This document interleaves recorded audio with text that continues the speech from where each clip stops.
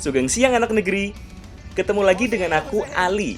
Kali ini ditemani Mbak Vistra, aku bakal keliling Kendal, Wonosobo, sampai dataran tinggi Dieng. Bener banget. Kali ini aku nemenin Mas Ali buat panen lele di kolam besar yang ada di pesisir Kendal. Nah, lelenya bakal kita olah jadi bumbu kuning dengan belimbing muda dan menjadi rica-rica. Kita juga bakal panen karika buat diolah dengan ikan berkuah. Terakhir, di Dieng kita bakal mengikuti tradisi ruatan rambut gimbal yang masuk dalam rangkaian acara Dieng Culture Festival. Selengkapnya hanya di Jejak Anak Negeri.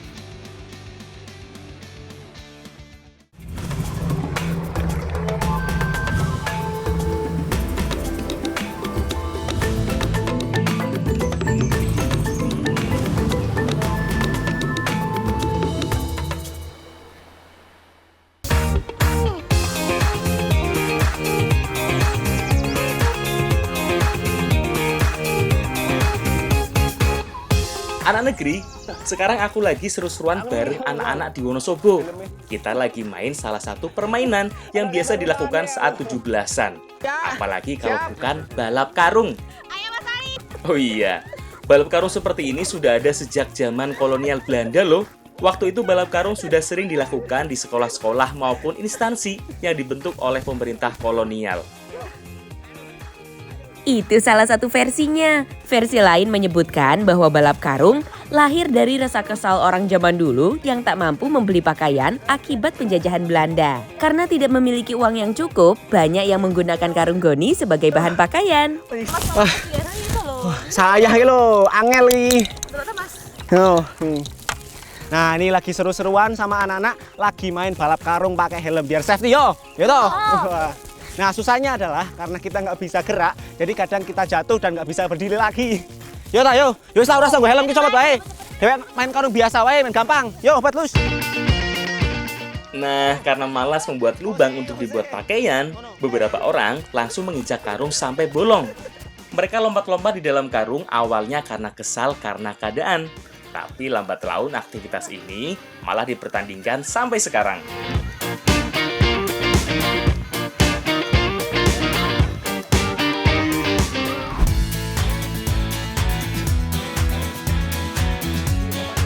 Anak negeri, sekarang kita lagi ada di Desa Tambaksari, Kecamatan Rowosari, Kabupaten Kendal.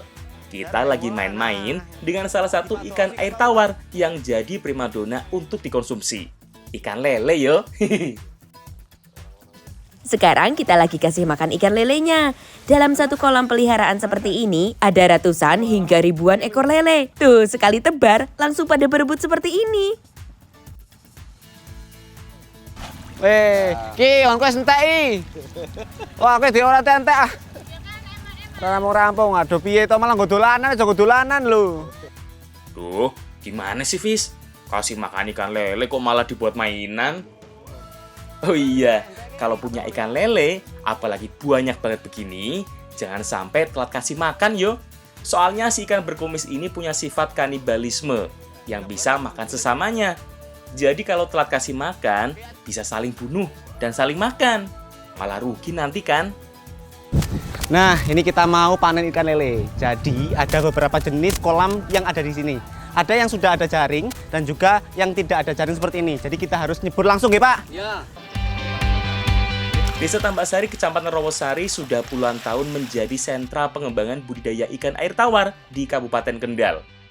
Awalnya budidaya ikan ini hanya dilakukan sedikit warga yang bosan bercocok tanam karena dianggap kurang menguntungkan. Kalau sekarang, sudah lebih dari 65 warga desa yang budidaya ikan, termasuk ikan lele yang paling banyak. Ada banyak jenis kolam untuk memelihara lele seperti ini yo. Ada yang menggunakan kolam terpal dan ada juga kolam tanah tradisional seperti ini. Masing-masing punya kelebihan tersendiri. Kolam tanah juga ada dua jenis, ada yang menggunakan jaring sebagai alas dan ada yang enggak. Kolam dengan tanah langsung membuat lele lebih tumbuh maksimal karena habitatnya lebih suka di tempat berlumpur. Tapi kalau kolam tanah yang dilapisi jaring lebih cocok dengan pakan campur, jadi limbah pakannya lebih mudah dibersihkan. Kolam begini juga lebih mudah panennya, nggak usah nyemplung, tinggal dorong dan kumpulkan begini, langsung bisa disortir. setelah dipanen kita langsung nyortir ya Pak. Iya. Biasanya sesuai dengan ukuran yang buat dikonsumsi. Berapa Pak sekilo Pak biasanya isinya? Isi 7 sampai 12. 7 sampai 12. Wah, aku di banget ini. Yo iki lho, waduh. Lunyu emang lunyu. Oke. Waduh, gimana mau bisa bantuin nyortir? Lah wong megang aja masih takut gitu. Jadi proses sortir benar-benar masih dilakukan dengan cara manual. Ukuran yang sudah layak konsumsi langsung dipisahkan di jaring penampungan. Ukuran yang terlalu kecil dimasukkan kembali ke dalam kolam untuk dibesarkan lagi dan dipanen seminggu kemudian.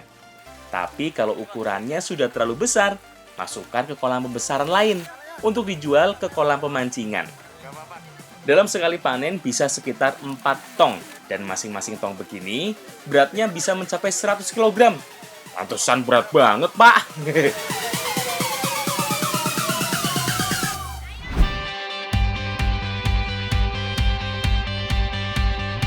Masih di Kendal, sekarang pindah sedikit ke Kecamatan Kangkung. Kita mau mengolah ikan lele yang kita panen tadi. Loh. Jadi kali ini kita mau masak ikan lele bumbu kuning ya Bu ya. Membutuhkan kunyit supaya menghilangkan bau amis dari lele. Olahan bumbu kuning yang kita buat adalah olahan ikan dengan kuah tanpa santan. Jadi untuk membuat bumbunya, kita hanya perlu haluskan bawang merah, bawang putih, cabai, kemiri, dan kunyit. Tambahannya paling garam sedikit biar nggak licin saat menghaluskan bumbunya. Setelah itu, haluskan juga kulit jeruk purut biar lebih segar nanti ikan lele kuah kuningnya. Setelah halus, baru tambahkan serai yang digeprek dan daun salam. Jangan lupa tambah dengan irisan tomat biar makin segar lagi lele kuah kuningnya. Eits, bukan cuma itu. Masih ada tambahan bumbu lain yang bikin rasanya lebih seger. Nah, lele bumbu kuning ini ditambah sama belimbing yang masih muda kayak gini supaya rasanya tambah asam dan seger ya, Bu. Jangan salah, bukan cuma belimbing wuluh yang bisa dijadikan bumbu masakan. Belimbing buah yang berbentuk bintang seperti ini juga bisa loh.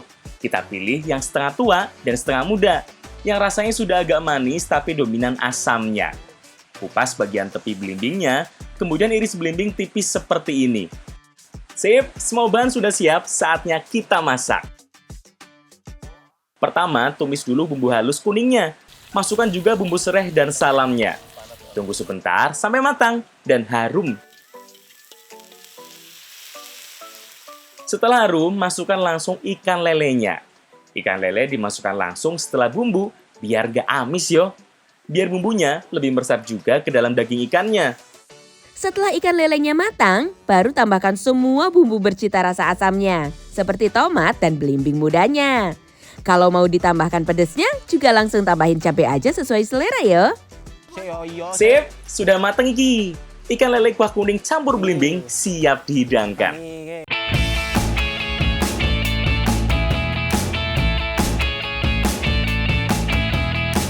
Olahan ikan lele yang satu ini mirip dengan ikan kuah kuning yang banyak berkembang di Indonesia Timur. Bedanya ikan kuah kuning ini lebih kental kuahnya karena menggunakan tambahan kemiri dan bumbu halusnya. Nah, rasa dari ikan lele bumbu kuning ini gurih dan juga asam dari belimbing mudanya. Nah, ikan lele ini memiliki banyak manfaat. Salah satunya adalah vitamin D untuk menjaga sistem imun tubuh dan juga menghindari penyakit kronis. Mantap toh, kan alam memberikan banyak manfaat.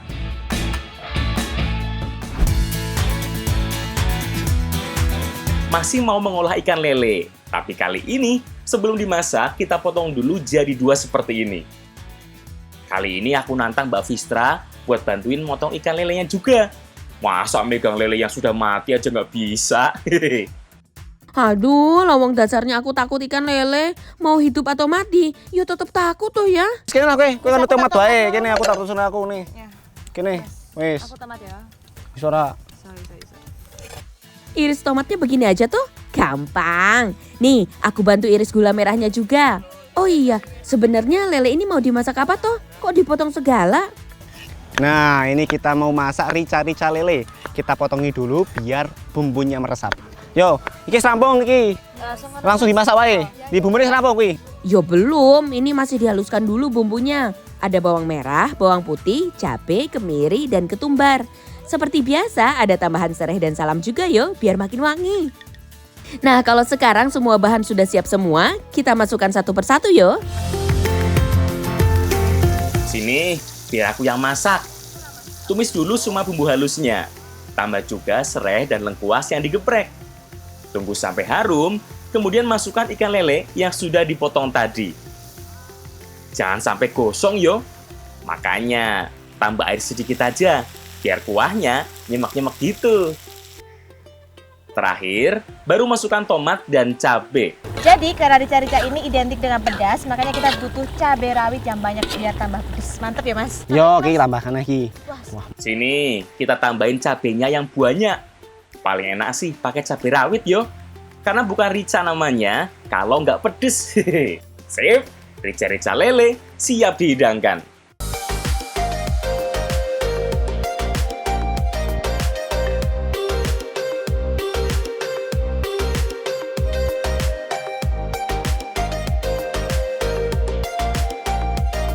Rica-rica awalnya adalah jenis bumbu pedas yang ditemukan di berbagai masakan Manado, Sulawesi Utara. Nah, masuk dan terkenal di Jawa awalnya diperkenalkan pada zaman penjajahan Belanda oleh prajurit Knil asal Manado yang berdinas di Pulau Jawa. Nah, sejak itu, dalam perkembangannya, masakan ini berubah jauh dari aslinya dan membentuk suatu rasa tersendiri yang khas Jawa.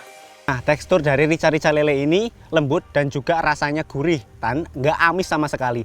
Dan yang spesial adalah pedesnya ini, apalagi tambah ini, kultus ini ya Mbak. Jalan-jalan. Pedes. Ya pedes lah.